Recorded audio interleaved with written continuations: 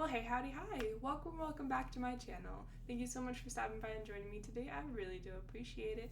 My name is Ellie, and I'm a witch, and this over here is my teaching assistant, Andy, and today is Sunday, and on my channel that means it is Cryptid Countdown. If you're new to my channel, hi, welcome, thank you for stopping by. So I do 3 different series regularly on my channel. On Sundays I talk about cryptids, on Mondays I talk about history, and then on Tuesdays I talk about true crime. So this month is going to be a lot of fun. I have a whole week of, almost 2 weeks of true crime coming up along with some history thrown in there. So it's going to be really fun. Hopefully this is just better. I know that I've been gone for a while and I doubt anybody really noticed. I have like 10 subscribers and I think my family's most of them, so hi. But yeah, no, I'm really excited to be back. I just moved, which is why I've been gone, but I'm excited to jump back in, and today's actually going to be really interesting. I have a couple of different cryptids to talk about, and I'm going to be focusing on Oklahoma. For those of you who are new, if you ever wonder on what authority I talk about any of these topics with, I am not currently in college, but whenever I get a chance to go back, I am a history and criminology major, which means that I'm going to be talking about general history, specifically more ancient history than anything else. And then when I talk about true crime, I do focus a lot on kind of getting into the minds of the killer. I don't want to just know what happened, I kind of want to know why, if there's any explanations given. And then cryptids, I personally just enjoy things that go bump in the night, which is why my apartment is filled with little skeletons. So yeah, if you have any other questions, drop them in the comments down below, because like I don't know what anybody wants to know here, cares about. Anyway, so let's go ahead and start talking about Oklahoma.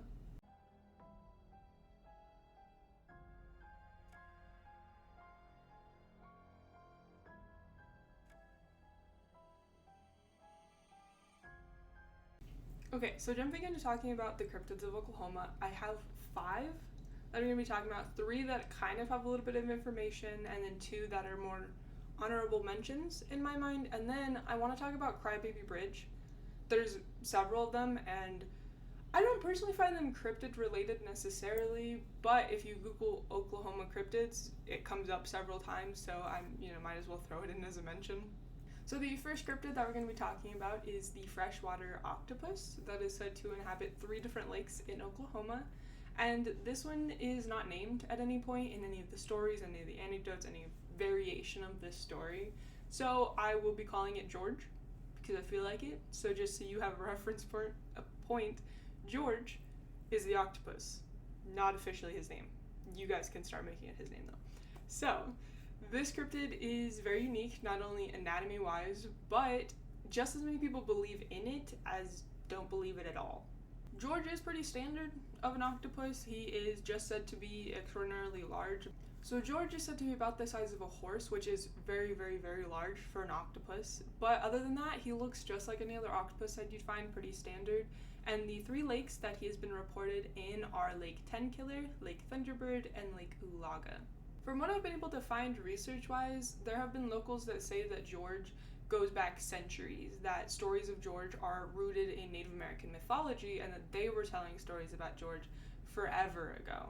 So if you want to believe that George is a singular octopus and not kind of a family, or not just a generational line of octopi, then George would have to be centuries old according to these legends, and be very special because all 3 lakes are freshwater lakes.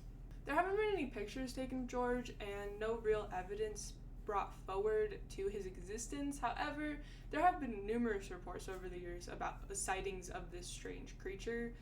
Now, I am not here to yuck anybody's yum. I try to be as respectful as possible to everybody's beliefs, especially when it comes to cryptids or religion or anything like that. However, George just biologically can't exist. So freshwater octopi don't exist. They are not built for freshwater. You could take a very small octopus and put it in freshwater for a very short period of time. However, an octopus of George's size, it would not be able to survive with that sudden drop in salinity. You can't put enough salt water in any of those 3 lakes for a sea creature of George's size to survive any longer than a few minutes.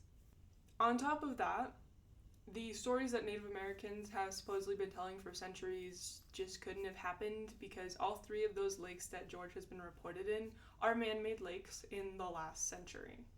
And the last point being that while we do see giganticism in sea creatures, it is deep sea creatures that we see giganticism in. And it's a very fascinating topic, talking about sea creature giganticism, especially deep sea giganticism. However, the water is too shallow for that to have happened, for George to have evolved to be that big in such a short period of time, and we have never seen an octopus that size. A squid, yes. An octopus, no.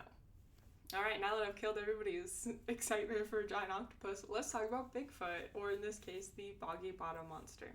So every state has a variation of a Bigfoot creature. It's just universal across the United States. And for Oklahoma, they call their Bigfoot creature the Boggy bottom monster. So the legend is mainly accredited to a single family in the year 2000, and this is kind of where the legends came from. There have been more sightings afterwards, however. So this story follows a family of deer hunters in Honobia, Oklahoma, and they had gone out hunting that day, and then that night, instead of putting the deer carcasses inside, they left them out in the snow, because obviously it's going to have the same effect as a freezer. However, when they woke up the next morning, the deer carcasses were just gone. And so they accredited it to a bear, just figured, oh, it's a bear, you know, whatever, just let them have it, not going to worry about it, move on with our lives. So that day, they actually didn't go out because if they had run into a bear, it could have been a lot worse. So they just kind of stayed inside, didn't even bother with it. It was a loss, oh well. That night, however, because there was no deer carcasses left out, whatever had taken them the day before began to bang on the walls, scratch out the windows, even try jiggling the door handle trying to get in. And this obviously woke the family up, and they didn't think that this could have been a bear. So they very carefully kind of peeked outside to see if they could see anything, and they saw what they described as an 8-foot tall, kind of a mix between a gorilla and a human. So seeing this, the family decided that it wasn't safe to go out at all, so they just kind of stayed inside that next day, and they didn't want to run into it, they didn't want to worry about it, so they just kind of went about their day, and then when they went to sleep, obviously they still had not left any deers outside for this creature to eat. So once again, they had the banging, the door, the scratching, you know, just all this racket, and they're terrified at this point. And this goes on for several nights. And so finally, the father decides that he's going to send his wife and his children to stay at a neighbor's house, and him and his friends are going to hunt this creature. So him and his friends the next night stayed on the porch with their guns, and they just waited. So eventually this creature did show up once again, and they all aimed and fired, and they said that they had hit it in the head. However, it didn't kill it, so just kind of ran off into the woods, and they said that you could kind of hear its screams echoing. They didn't really want to follow it into the woods because it's more its territory than theirs, so they figured it was safer. So the next day, they all went out to kind of see if they could find it, following this trail of blood that they had found, and they came upon this spot, and they said it kind of looks like there was an attempt at first aid made, so perhaps a smarter being, but creature was long gone by this point. But didn't have any more reports of it terrorizing them. So because of this incident, the Bigfoot Field Researchers Organization actually came out to do a little investigation on it. But in this case, they just kind of said it was a deer, which didn't really make sense, but just live and let live, I guess. So obviously, like any Bigfoot creature out there, there are a lot of people that believe in this legend and believe that there is something strange that lives out in the woods.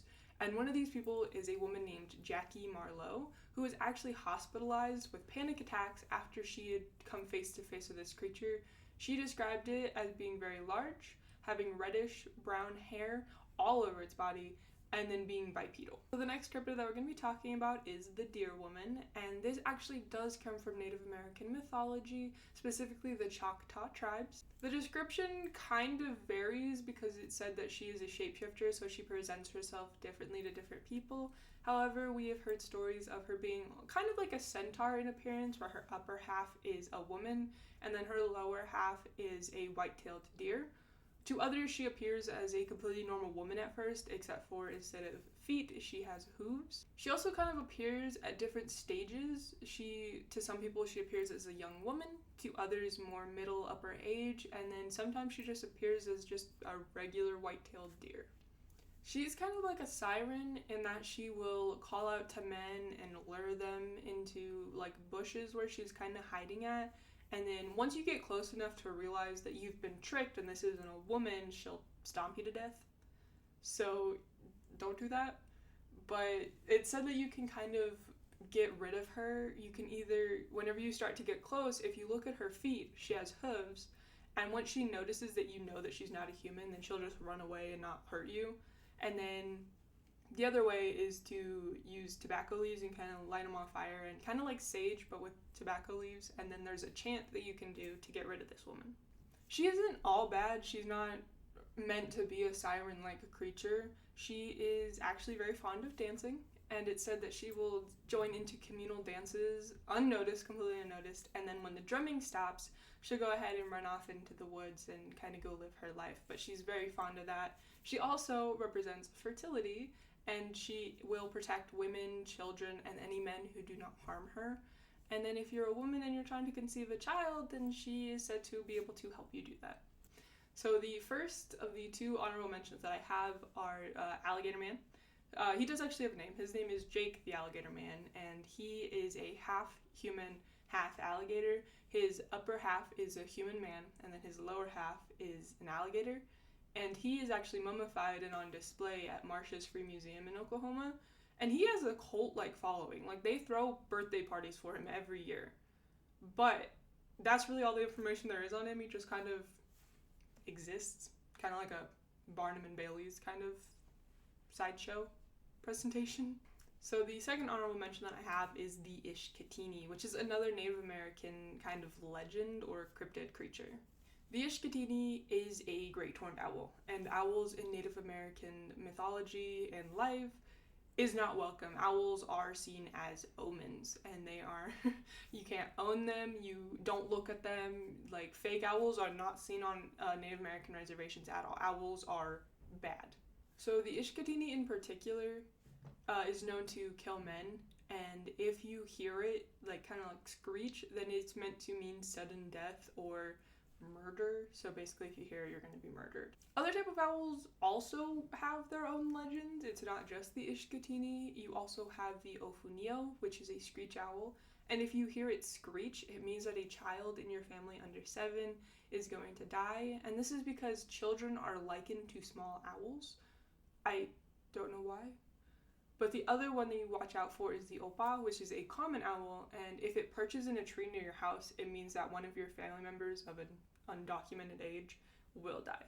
So the last one that I want to talk about is not really cryptid related, but it is Crybaby Bridge. And this one is rooted in both local and general history. So there's one story that says that a woman and her baby were on their way home, and this particular night it was very rainy and stormy, and they wanted to get home quick, and so when they were going, they kind of were urging the carriage to go a little bit faster than it should have been going in general, as well as in the rain, and the road being very slick. As soon as they hit the bridge, the tire, or the wheels, I guess, kind of slid out from under the carriage, and both mother and child were thrown from the carriage, and unfortunately were thrown over the bridge.